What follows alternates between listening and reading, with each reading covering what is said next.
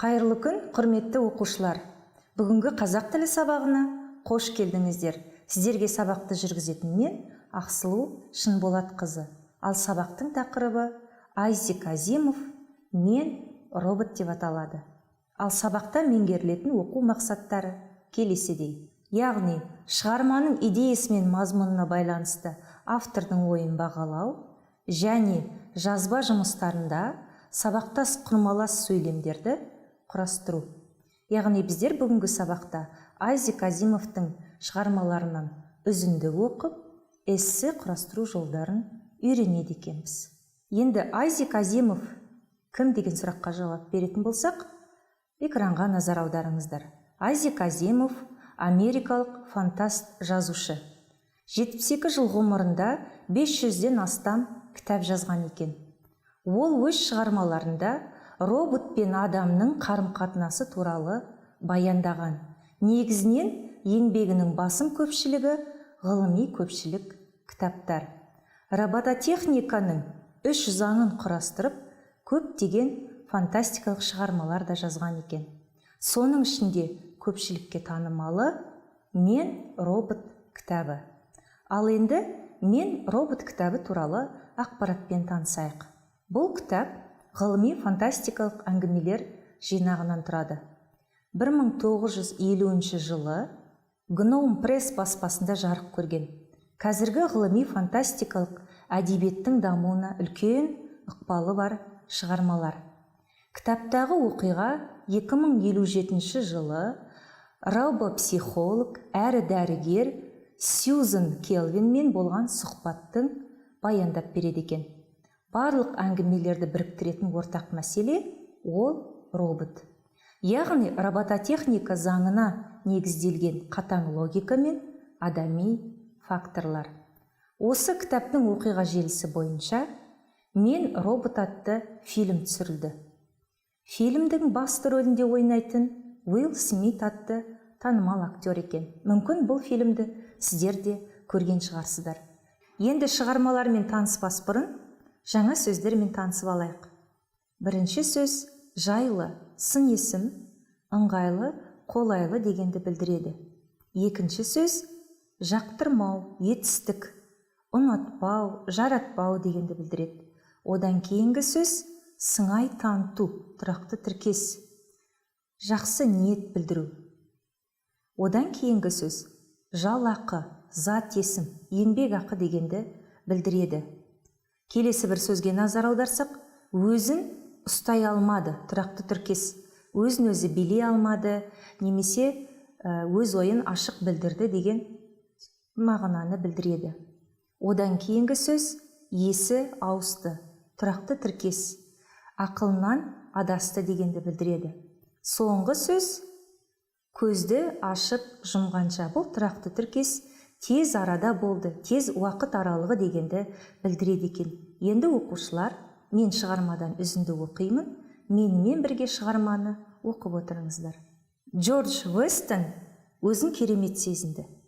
Ол өзін демалыс күндері түстен кейін жайлы да керемет сезінетін әдеті бар. Үйдің дәмді тамағы, жата жастана кететін жайлы да жұмсақ ескі диван, Таймстың жаңа нөмірі. Үстінде көйлектің орнына пижама, аяғында үй кебісі, қандай тамаша. Мұндайда өзіңді қалай жайлы сезінбейсің? Сондықтан ол кіріп келген әйелін жақтырмай қарады. Демалыс ол үшін ең қасиетті күн. 2-3 сағат жападан жалғыз қалу ең бір таптырмас жайлы кезең. Ол өзінің бар назарын Лефевре Йошиданың Марсқа жасаған экспедициясы туралы хабарға аударды да әйелін байқамаған сыңай танытты.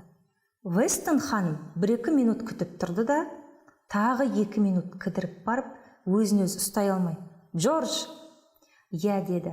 «Джордж, тыңдашы, газетіңді қоя тұрып маған қарашы».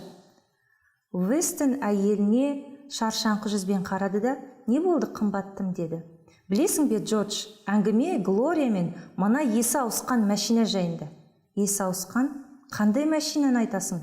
«Әңгіме Глория баламыз Робби деп атайтын робот туралы. Ол оның қасынан бір елі қалмайды. Ол неліктен қалуы керек? Керісінше, сол үшін қажет емес пе? Ол ешқандай есі ауысқан машина емес. Бұл қолымыз әрең жеткен ең мықты робот. Оны жарты жылдық жалақыма сатып алғанымды еш уақытта ұмытпаспын. Және ол қызметкерлерінің жартысынан әлде қайда ақылды. Ол газетке қолын созып еді, әйелі тез қимылдап көтеріп алды. Тыңдашы мені, Джордж. Ол ақылды ма, ақылсыз ба, маған бәрібір. Мен өз баламды машинаға сеніп тапсыра алмаймын. Оның жаны жоқ және оның не істейтін болжау қиын. Балаларды қайдағы бір металл сымақтар қарайды деген не сөз? Жоқ, болмайды. Тыңдашы, күтушіге қарағанда роботтарға әбден сенуге болады. Себебі робиді құрастырғанда бір ғана мақсат болды. Ол кішкентай баланы бағу болатын. Оның барлық ойы арнайы соған есептелген. Оның мейірімді, қамқор, сенімді болмауы мүмкін емес. Ол солай құрастырылған. Ал кейбір адамдар жайында олай айта алмайсың. Вестон кідіріп қалды. Өйткені ол роботтың не ойлайтынынан хабарсыз еді. Бұл әрине әңгіменің басы. Шығарма ары қарай қалай аяқталғанын білгілеріңіз келсе, осы кітапты оқуды ұсынамын. Ал енді шығарма бойынша сұрақтарға жауап беріп көрейік. Оқиға қай кезде болды? Джордж Вестон қандай газетті оқып отыр еді? Вестон ханымға робот неге ұнамады?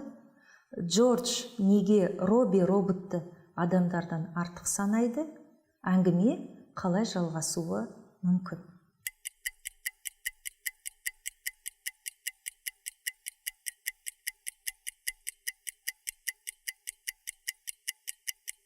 Ал оқушылар, сұраққа жауап беріп үлгердіңіздер ме? Ендеше салыстырып тексерейік. Бірінші сұрақтың жауабы: демалыс күні болды оқиға.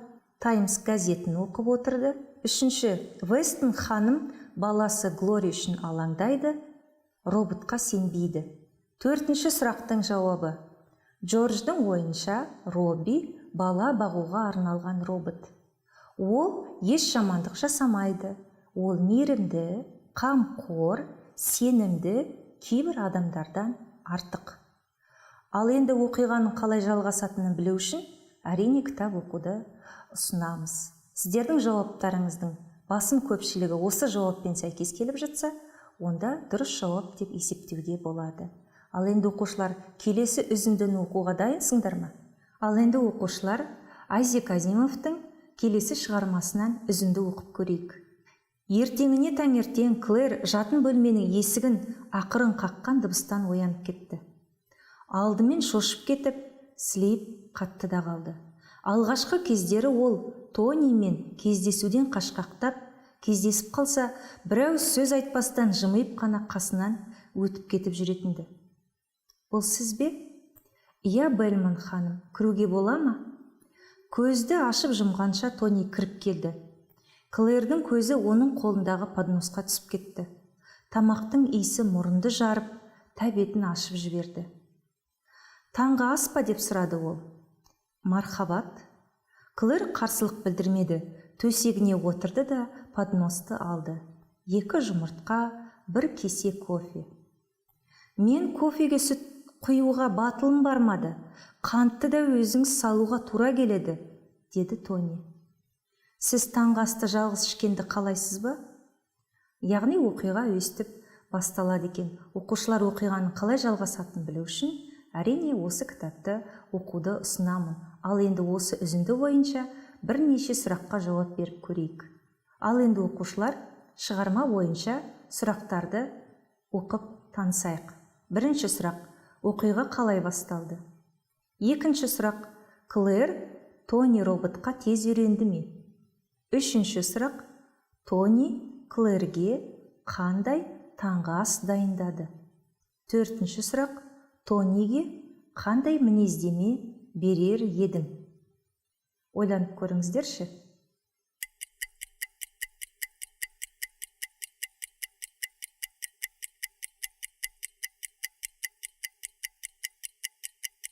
Ал енді оқушылар дұрыс жауабымен салыстырайық. Бірінші сұрақтың жауабы: роботтың таңертеңгі есік қағуынан басталды. Екінші сұрақтың жауабы: жоқ, үйрене алмай жүр. Үшінші сұрақтың жауабы: 2 жұмыртқа, 1 кесе кофе. 4-ші сұрақтың жауабы Робби робот сыпайы, жауапты, тағамды дәмді әзірлейді. Енді оқушылар осы шығарма бойынша 2 сөйлемге назар аударыңыздар. Олар ерекшеленіп берілген. Бірінші сөйлем: алдымен шошып кетіп, сілейіп қатты да қалды. Екінші сөйлем: тамақтың иісі мұрынды жарып, тәбетін ашып жіберді. Қалай ойлайсыздар, осы 2 сөйлемге ортақ бір қандай да бір жұрнақтар, жасалу жолында ортақ ерекшеліктер бар ма? Бұл сөйлемдер оқушылар қимылсын бағыныңқы сабақтас құрмалас болады екен.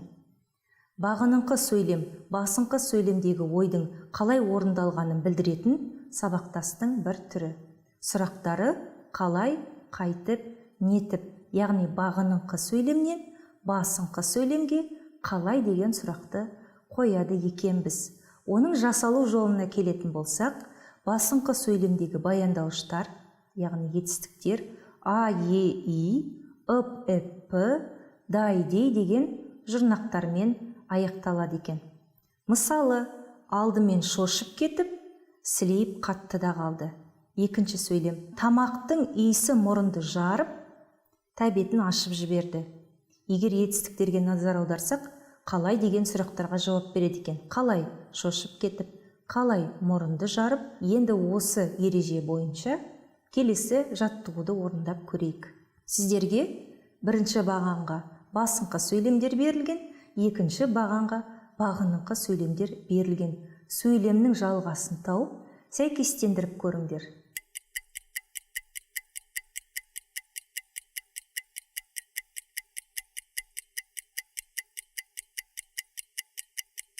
Ал оқушылар сәйкестендіріп үлгердіңдер ме? Онда жауабын салыстырайық. Ол роботтарды алғаш көргендей үнсіз ойланып қалды. Екінші сөйлем: инженерлер өзара қызу талқылап, жаңа роботтың макетін жасады. Үшінші сөйлем: мен эксподан ғажайып роботтарды көріп, іштей қатты таң қалдым. Яғни 1 ә, 2 б, 3 а болады екен. Құрметті оқушылар, енді осы ережені бекіту үшін мәтін құрап көрейік. Сіздерге «Мен робот» фильмі бойынша фотосурет берілген. Осы суреттің негізінде берілген мәтінді толықтырып көріңіздер. Сіздерге сөйлемнің басыңқы бөлімі берілген, сіздер жалғастырып көріңіздер.